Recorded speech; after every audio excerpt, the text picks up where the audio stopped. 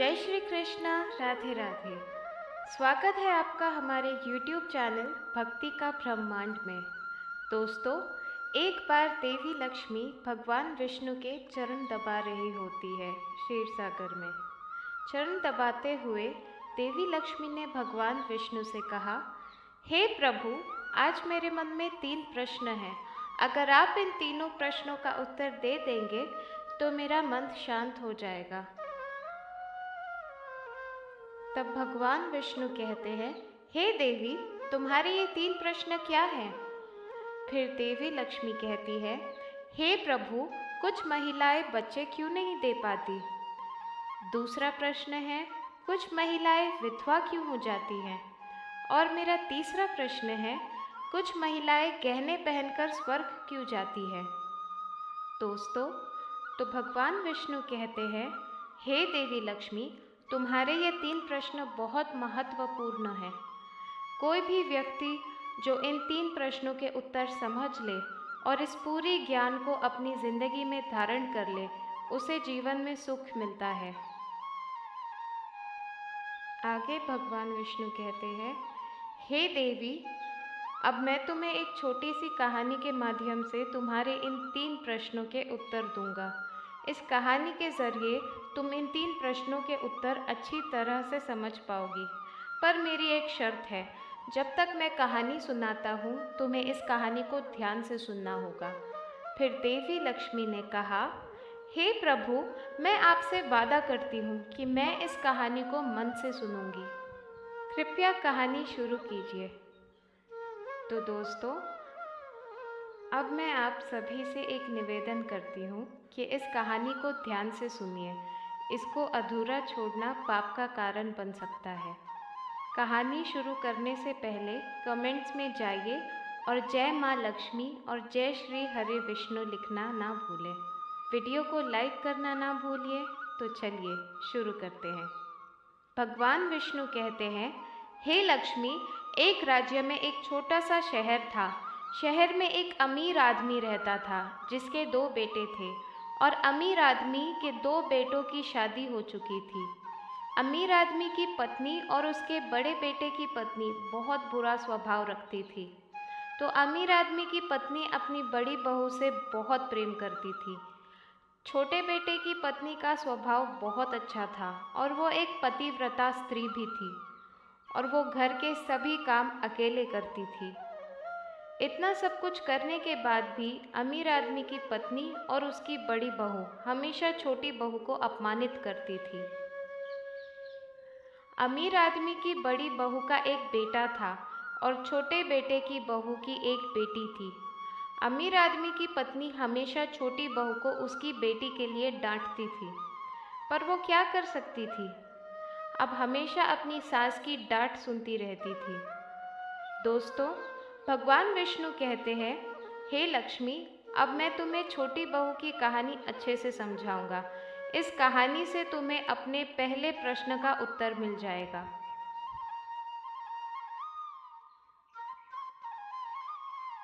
तुम्हारा पहला प्रश्न था कि कुछ महिलाएं बेटा क्यों नहीं पाती।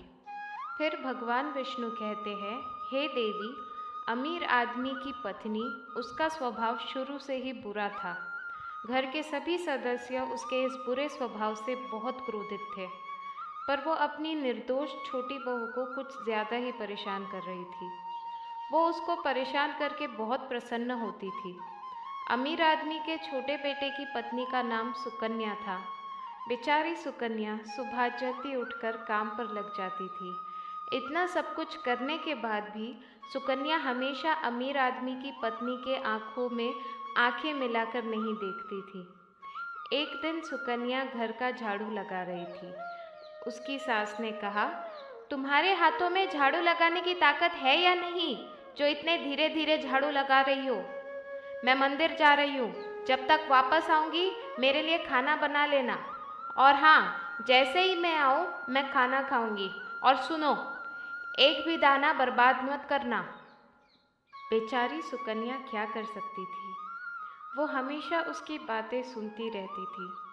तब सुकन्या ने घर के साफ बगीचे में खाना बनाना शुरू किया। खाना बनाते वक्त वो अपने मन में सोच रही थी। इतना सब कुछ करने के बाद भी मुझे एक पल की भी फुर्सत नहीं मिलती और मेरी सास हमेशा मेरे काम में गलतियां निकालने में लगी रहती है। सुकन्या के विचार तब भंग हो गए जब उसने दरवाजे पर दस्तक की आवाज़ सुनी। लगता है मेरी सास आज जल्दी आ गई। जब सुकन्या ने दरवाज़ा खोला, उसने देखा कि एक संत महात्मा दरवाजे के बाहर खड़े हैं। दोस्तों, ऋषि महाराज सुकन्या से कह रहे थे, बेटी, क्या तुम बाबा के लिए कुछ खाना बना सकती हो? मुझे बहुत भूख लगी है। भगवान विष्णु ने कहा, हे लक्ष्मी, सुकन्या बहुत विनम्र और संस्कारी थी। उसने सोचा कि मुझे संत महात्मा को खाना देना चाहिए। कुछ देर सोचने के बाद उसने संत को अंदर आने के लिए कहा और उस समय सुकन्या ने अपने मन में सोचा, मुझे अपनी सास से डरने की क्या ज़रूरत है? अगर मेरी सास मुझे कुछ कहती है तो मैं उसे कह दूंगी कि मैंने अपने हिस्से का खाना संत महात्मा को दे दिया है। भगवान विष्णु कहते हैं, हे लक्ष्मी, कुछ देर सोचने के बाद सुकन्या ने संत को अंदर बुला लिया और मेहमान की परंपराओं के पालन करते हुए उसने संत को खाना दिया। संत खाना खा रहे थे, तभी सुकन्या की सास घर वापस आ गई और उसने घर के अंदर संत को खाना खाते हुए देखा तो उसका गुस्सा 7वें आसमान पर पहुंच गया और अचानक सुकन्या ने देखा कि सास गुस्से में आ रही है। ये क्या हो रहा है कि तुम मेरे घर के अंदर बैठकर भिखारी को खाना दे रही हो? सुकन्या ने अपनी सास को रोकने की बहुत कोशिश की, पर दुष्ट औरत ने संत को घर के बाहर धक्का दे दिया और उसका खाना भी फेंक दिया। अब उसका गुस्सा सुकन्या पर भी टूटा और वो कहने लगी, हे दुष्ट औरत, मैंने तुम्हें कहा था कि एक भी दाना खाना बर्बाद मत करना, पर तुमने क्या किया? तुमने इतना सारा खाना उस भिखारी को दे दिया।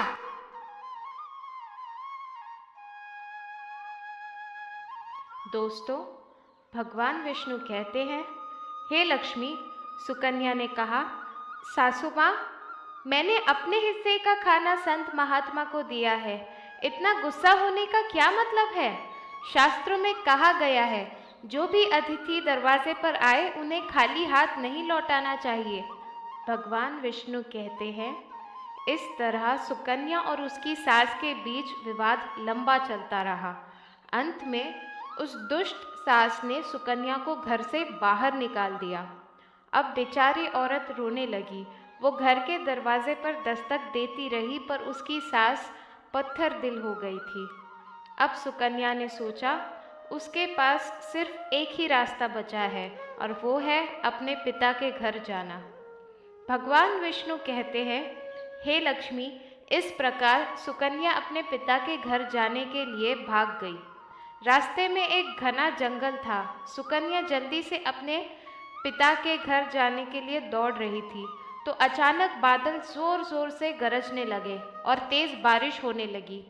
भगवान विष्णु कहते हैं, सुकन्या ने बारिश से बचने के लिए एक पेड़ का आसरा लिया, पर बारिश इतनी तेज थी कि उससे बचना मुश्किल था।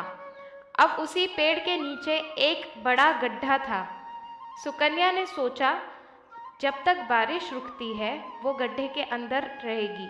अब जब बारिश रुक गई तब वो गड्ढे से बाहर निकल आएगी। भगवान विष्णु कहते हैं, हे लक्ष्मी, जब सुकन्या गड्ढे के अंदर गई, उसने अंदर एक संत को पाया।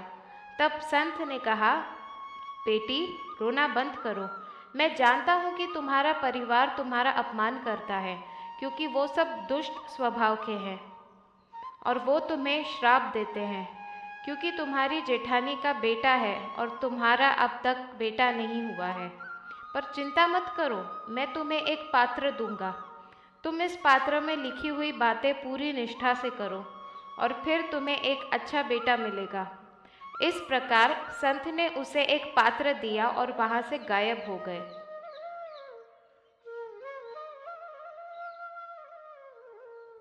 दूसरी ओर जैसे ही बारिश रुकी, सुकन्या के पति उसकी तलाश में वहां पहुंच गए और उसके बाद सुकन्या अपने पिता के पास नहीं गई और उसी जंगल में रहने लगी। भगवान विष्णु कहते हैं, हे लक्ष्मी, यह एक दिन की बात थी। सुकन्या अपने बेटे के बारे में सोच रही थी और उसने सोचा, अगर मेरा भी एक बेटा होता तो मुझे भी अपने ससुराल में सम्मान मिलता। जब वो ऐसा सोच रही थी तब उसे संत का दिया हुआ पात्र याद आया और जब सुकन्या ने बेटे के लिए पात्र पढ़ा, उसमें लिखा था, बेटे के लिए एक महिला को रात को हमेशा अपने पति के पास सोना चाहिए और फिर जब भी बेटा होने की इच्छा जागी तो ऐसी स्थिति में मिलने से पहले ध्यान रहे कि अगर पति के पेट गरजने लगे और महिला का पेट भी गरजने लगे तब उस समय महिला को प्रसव करना चाहिए।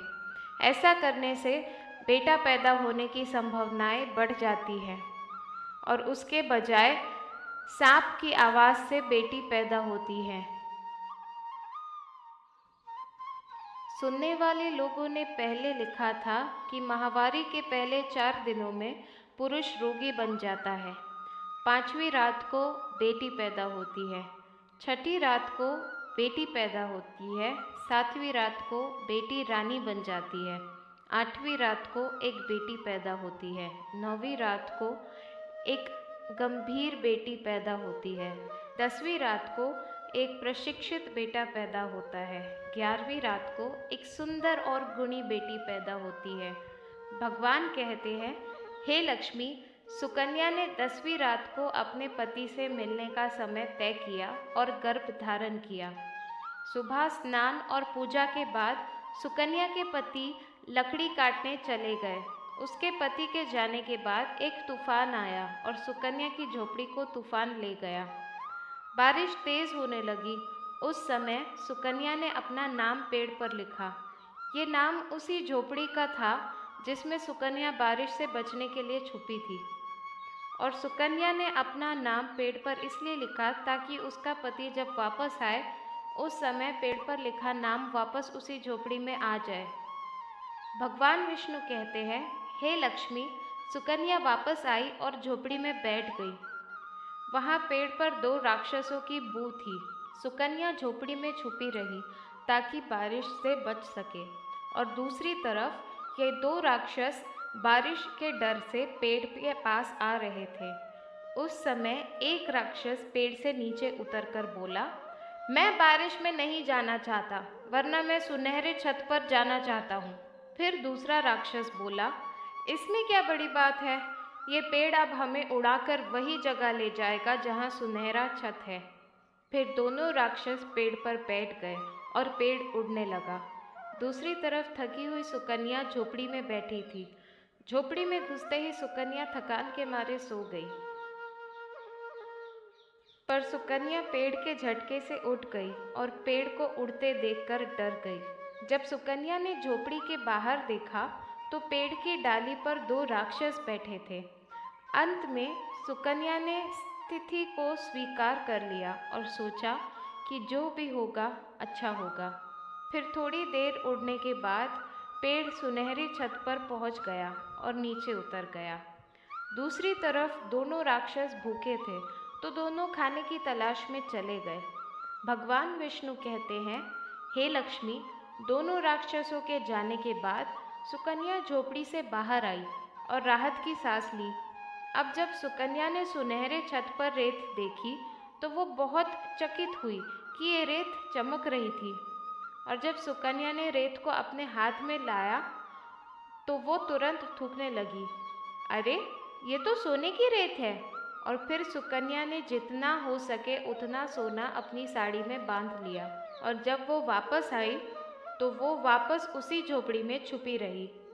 भगवान विष्णु कहते हैं, जैसे ही सुकन्या झोपड़ी में वापस गई, दोनों राक्षस वापस पेड़ पर आ गए और दोनों ने एक दूसरे से कहा, आज अच्छी तरह खाना खाकर तुम पूरी तरह संतुष्ट हो गए हो। अब चलो वापस वही जगह चले जहाँ से आए थे। और फिर थोड़ी देर में वो उड़कर वापस उसी जगह आ गए जहाँ से वो उड़कर गए थे। भगवान विष्णु कहते हैं, हे लक्ष्मी, सुकन्या वही झोपड़ी में छुपी रही जब तक दोनों राक्षस पेड़ से काम के लिए चले गए। और जैसे ही दोनों पेड़ से चले गए, सुकन्या झोपड़ी से बाहर आ गई और अपने मन में सोचने लगी, मेरी सास इतना सोना देखकर खुश तो हो ही जाएंगी और अब मैं वापस अपने ससुराल जाऊंगी। और अगर मैं अपनी सास को इतना सोना दूंगी तो वो कभी भी मुझसे नफरत नहीं करेंगी और वो मुझे प्यार करेंगी। भगवान विष्णु कहते हैं, हे लक्ष्मी, जब सुकन्या ऐसे सोच रही थी तभी सुकन्या का पति उसी पेड़ के नीचे उसकी तलाश में आया। फिर सुकन्या ने अपने पति को सब कुछ बता दिया और अपने पति के साथ अपने ससुराल पहुंचकर उसने अपनी सास से कहा, देखिए सासू माँ, मैं आपके लिए क्या लाई हूँ। और ये सब कहते हुए उसने अपना सारा सोना अपनी सास को दे दिया और कैसे उसने ये सोना पाया पूरी घटना अपनी सास को बता दी। भगवान विष्णु कहते हैं, सोना लेने के बाद सुकन्या की सास बहुत गुस्से में आई और बोली, अरे मूर्ख औरत, तुम इतना सा सोना लाई हो? इतने सोने से क्या होगा? अगर मैं वहाँ होती तो मैं बहुत सारा सोना लाती। अपनी सास की बातें सुनने के बाद सुकन्या बोली, माँ, हम 3-4 पीढ़ियों के लिए जितना सोना लाए हैं। तब भी सास बोली, अरे मूर्ख औरत, सोना भी कुछ पुराना होता है, जितना ज़्यादा होता है उतना कम लगता है। अब मैं जा रही हूँ और देखो कितना सोना लाती हूँ। भगवान विष्णु कहते हैं, हे लक्ष्मी, सुकन्या ने अपनी सास को बहुत समझाया पर वो लालची और दुष्ट औरत कुछ नहीं सुनी। उसने सुकन्या की एक नहीं सुनी और वो उसकी पेड़ पर नीचे जा बैठी। दोनों राक्षस पेड़ पर आ गए और तुरंत पेड़ को उड़ाना शुरू कर दिया। जैसे ही पेड़ उड़ रहा था, दूसरी तरफ सुकन्या की सास अपने मन में बहुत खुश थी। आज मैं बहुत सारा सोना साथ ले आऊंगी। भगवान विष्णु कहते हैं, सुकन्या की सास अपने मन में बहुत खुश थी। उस समय एक राक्षस बोला, आज हम सुनहरे दीपक पर नहीं जा रहे बल्कि मछली दीपक पर जा रहे हैं। आज मुझे सच में मछली खाने का मन कर रहा है। और फिर जैसे ही राक्षस को मछली खाने का मन हुआ, तुरंत पेड़ मछली के दीपक की तरफ उड़ गया। भगवान विष्णु कहते हैं,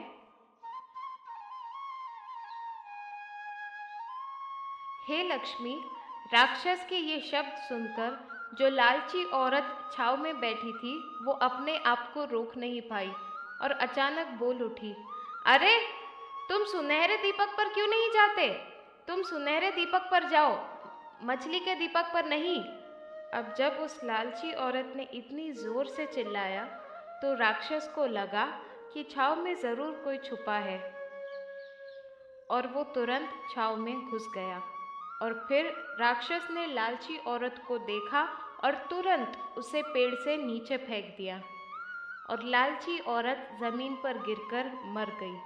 अब जब उसके परिवार वालों को पता चला, तुरंत उसका पति यानी सुकन्या का ससुर उसके पास गया और बोला, मैं तुम्हें पहले से ही कह रहा था कि तुम ऐसे मत करो। किसी को भी कभी लालची नहीं होना चाहिए और बहुओं बेटियों जैसे होती हैं। तुम्हें उन्हें प्यार देना चाहिए, पर उसने मेरी एक बात नहीं सुनी और आज उसे अपने कर्मों का फल मिल गया है। भगवान विष्णु कहते हैं, हे लक्ष्मी, दूसरी तरफ सुकन्या अपने पति के साथ सुख से रह रही थी। फिर कुछ समय बाद सुकन्या को एक अच्छा बेटा हुआ और बेटे के जन्म के बाद सुकन्या की खुशी का कोई ठिकाना नहीं रहा और उसने भगवान का शुक्रिया अदा किया। दूसरी तरफ बड़े बेटे और बहू जब सुकन्या का बेटा हुआ तब उन्होंने लड़ना छोड़ दिया। जब बड़ी बहू सुकन्या के पास आई और अपनी गलती के लिए माफ़ी मांगी, सुकन्या बहुत प्यारी औरत थी। उसने अपनी जेठानी को माफ़ कर दिया और अपनी जेठानी को थोड़ा सोना दे दिया जो उसने लाया था। इस प्रकार पूरा परिवार खुशी से रहने लगा। भगवान विष्णु कहते हैं, हे लक्ष्मी, इस प्रकार जैसे जैसे समय बीतता गया, सुकन्या का बेटा एक बहुत अच्छा इंसान बना। तुम्हारा पहला प्रश्न था कि कौन सी औरत के नसीब में बेटा नहीं होता। तो समझ लो कि जो लोग संत के दिए हुए पात्र के विरुद्ध काम करते हैं उसके नसीब में बेटा नहीं होता। लक्ष्मी जी, तुम्हारा दूसरा प्रश्न था, किस घर के कारण एक औरत या पुरुष दर्दनाक मौत मरते हैं। तो समझ लो कि वो लालची घर होता है। सुकन्या की सास सोने के लिए लालची थी और घर में प्रवेश किया, और राक्षस के कारण जिसने उसे नीचे फेंक दिया, सुकन्या की सास दर्दनाक मौत मरी। इसलिए घर कभी लालची नहीं होना चाहिए। लक्ष्मी जी, तुम्हारा तीसरा प्रश्न था कि किस आभूषण के कारण एक औरत को स्वर्ग में जगह मिलती है। तो वो है चरित्र का आभूषण, मतलब एक चरित्रवान औरत जो अपने पति को समर्पित होती है, जैसे एक युवा बहू सुकन्या मौत के बाद स्वर्ग जाती है। इसलिए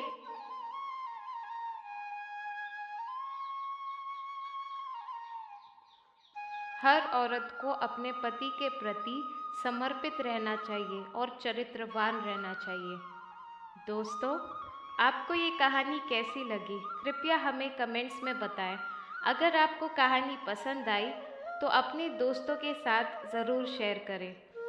हम आशा करते हैं कि आपको ये जानकारी पसंद आई हो, और धार्मिक जानकारी के लिए हमारे चैनल भक्ति का ब्रह्मांड को सब्सक्राइब करें और हमारे साथ जुड़े रहें। बहुत बहुत धन्यवाद। जय श्री कृष्ण। राधे राधे।